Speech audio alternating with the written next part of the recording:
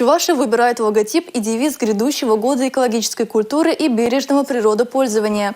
Свои идеи может предложить каждый житель республики. Лучшую выберет конкурсная комиссия.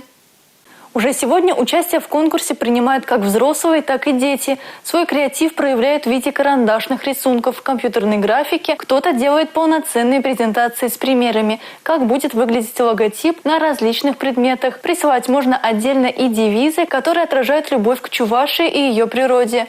Заявки принимаются до 20 ноября. Лучшие работы будут удостоены дипломов и ценных подарков. Все условия участия в конкурсе можно узнать на сайте Минприроды Чувашии. Поступают предложения, работы.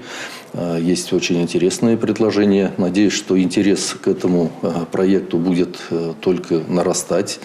И мы ждем свежих идей, неординарных подходов и ярких предложений от наших жителей республики. Логотип должен доносить нашу чувашскую культуру, нашу природу, наверное, наше отношение к нашей природе, к нашей экологии.